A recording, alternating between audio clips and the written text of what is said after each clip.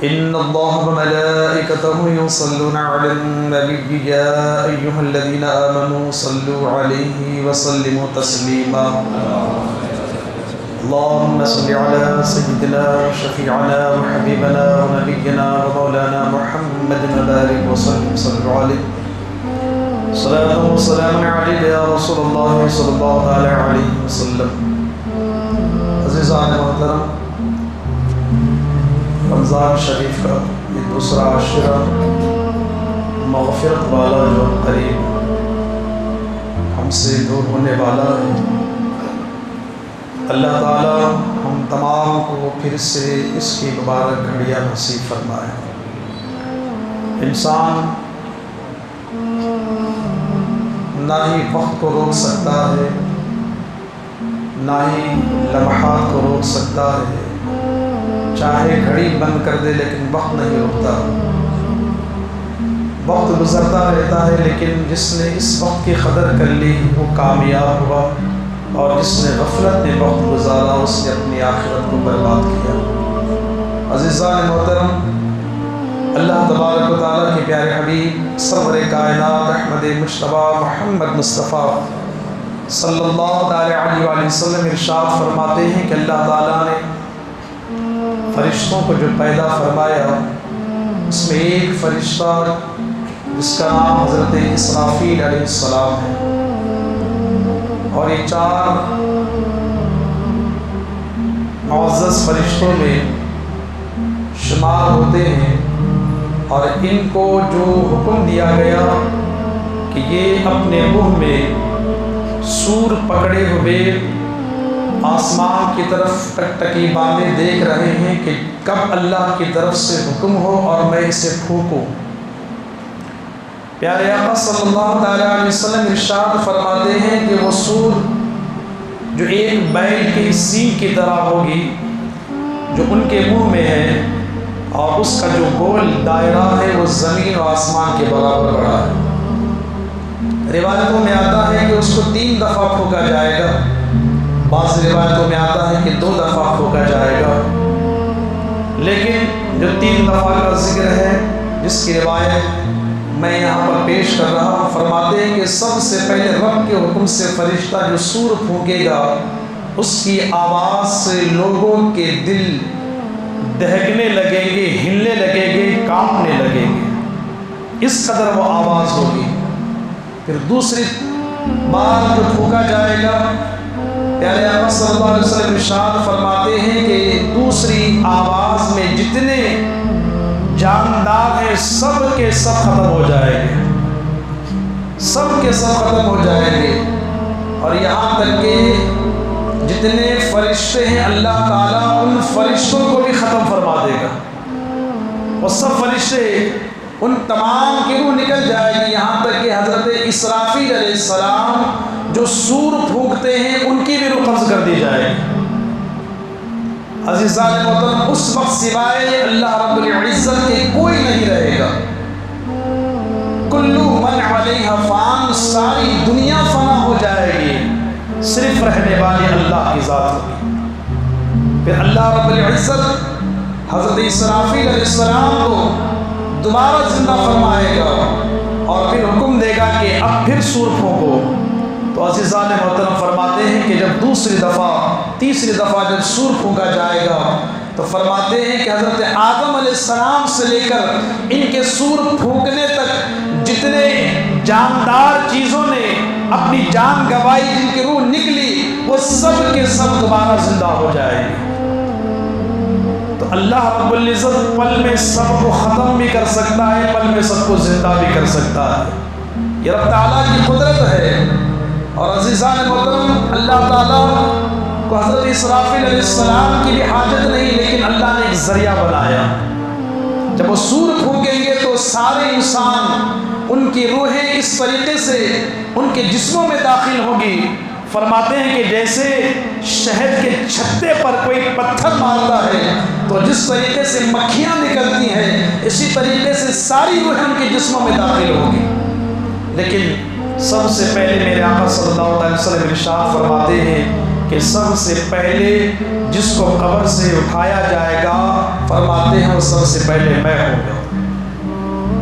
और फरमाते हैं कि रसूल अकरम सल्लल्लाहु अलैहि वसल्लम फरमाते हैं, रिवायतों में आता है कि हज़रत जिब्राइल अलैहिस्सलाम, मीकाईल अलैहिस्सलाम और इसराफील अलैहिस्सलाम ये फरिश्ते मेरी कब्र के पास आएंगे, मेरी कब्र शक होगी, मेरी कब्र खुलेगी और मुझे उठाया जाएगा। जब मैं कब्र से बाहर आऊँगा तो मैं पूछूंगा कौन सा दिन है, तो फरमाएंगे कि हुजूर ये क़यामत का दिन है। हज़रात मोहतरम, अल्लाह के रसूल सल्लल्लाहु अलैहि वसल्लम इरशाद फरमाते हैं कि मैं उस दिन सबसे पहले जो सवाल मेरे आका के ज़ुबान पर होगा, कुर्बान जाए मेरे गमखार आका पर, मेरे आका फरमाएंगे कि मेरी उम्मत कहाँ है, मेरी उम्मत किस हाल में है, मेरी उम्मत के ऊपर क्या हुआ है। फरिश्ते अर्ज़ करेंगे कि सबसे पहले वो आम है जिसके सबसे पहले कब्र खुली है, आपके बाद अब सारे इंसानों की कब्र खुलेगी, सब बाद में उठेंगे। लेकिन मैं यहाँ पर ये बताना ही चाह रहा हूँ कि जिस नबी ने पूरी ज़िंदगी इस उम्मत की याद में गुजारी, जिस नबी ने पूरी ज़िंदगी चाहे खारों में हो, सफ़र में हो, जंग में हो, यहाँ तक कि बीमारी की हालत में हो और सफ़र आखिरत में भी मेरे आका सल्लल्लाहु अलैहि वसल्लम ने इस उम्मत को याद फरमाया।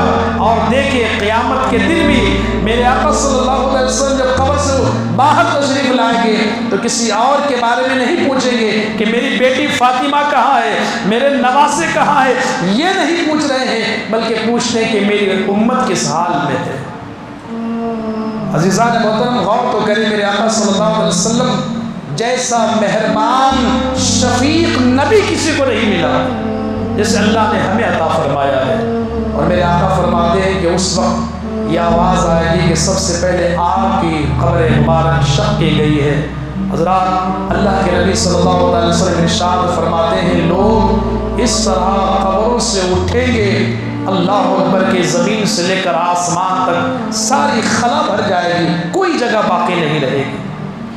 और फिर फरमाते हैं कि हर जब कोई कब्रों से उठेगा तो उसमें भी 3 तरह के लोग होंगे।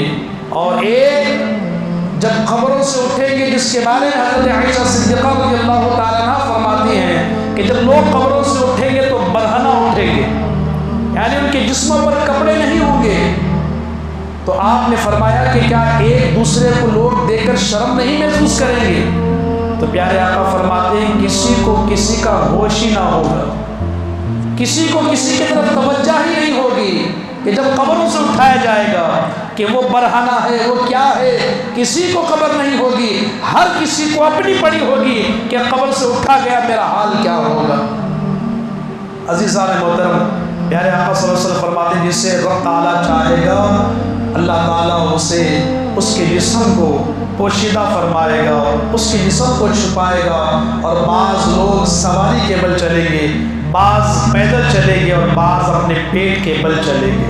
और फरमाया बाज़ सर के बल चलेंगे।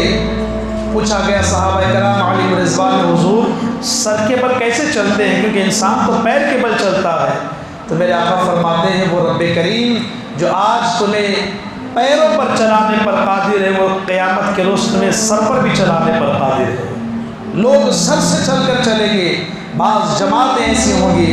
तो लिहाजा अज़ीज़ान मोहतरम उस वक्त के लिए तैयारी करें, क्योंकि वो वक्त इंशाअल्लाह ताला हमारा ईमान है, क्योंकि मोमिन मुसलमान का ईमान है कि मरने के बाद दोबारा उठाया जाएगा। तो हम किस गफलत में हैं कि हम यहीं पर रहेंगे, यहीं पर खाएंगे, सोएंगे, यहीं पर हमारी दुनिया होगी। हम इसी गफलत में हैं। यहाँ कुछ चीज़ें हमें आराम की मिल गई तो हमने अपनी कब्र को भुला दिया, हमने आखिरत को भुला दिया। हम इस बात का तसव्वुर करें, देखें हमसे पहले कितने आए और ऐसे ऐसे अमीर भी आए, बादशाह भी आए, खलीफा भी आए।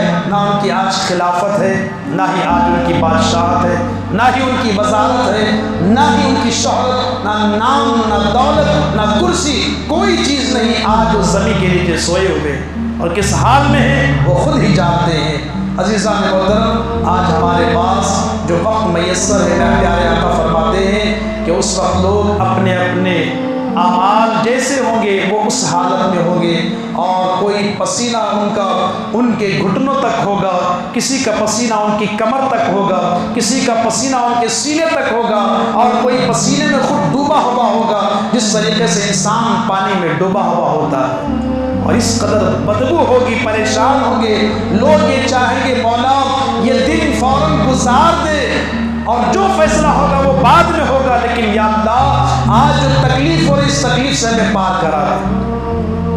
تو حضرات محترم، وہ اس قدر آپ یہ دیکھتے ہیں کہ جس قدر ماحول آج ہم گرمی کو دیکھ کر ہم سوچتے ہیں کہ آج بڑی تیزی کے ساتھ گرمی تھی، آسمان کی طرف ہم نہیں دیکھ پاتے، زمین میں پیر نہیں رکھ پاتے، باہر نکل نہیں پاتے، اتنی گرمی ہے، لیکن اس دن کو ہم یاد کریں کہ جس دن یہ زمین نہیں ہوگی، بلکہ فرمایا گیا آسمان اور زمین لوہے اور تانبے کے ہوں گے، اور سورج سوا نیزے پر ہوگا، انسان کو کسی کی پرواہ نہیں ہوگی، ہر کوئی پسینے میں شرابور ہوگا، لیکن جو نیک اعمال کیے ہوں گے وہ عرش کے سائے تلے سکون سے بیٹھ کر سب کو دیکھ رہے ہوں گے۔ تو ہم بیٹھنے والے بنے یا فیصلہ ہمارے ہاتھ ہے، کیونکہ میرے آقا فرماتے ہیں، رب فرمائے گا کیا تمہیں کوئی بتانے والا نہیں آیا تھا؟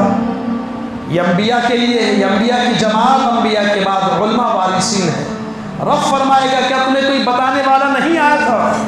لوگ اگر وہاں یہ بھی کہیں کہ ہمیں نہیں معلوم، تو پھر ان کی زبانیں، ان کے کان خود جواب دیں گے مولا بتانے والا آیا تو تھا، لیکن یہ سننے کے بعد پھر بھی غفلت میں تھا، اس وقت کوئی چیز کام نہیں آئے گی۔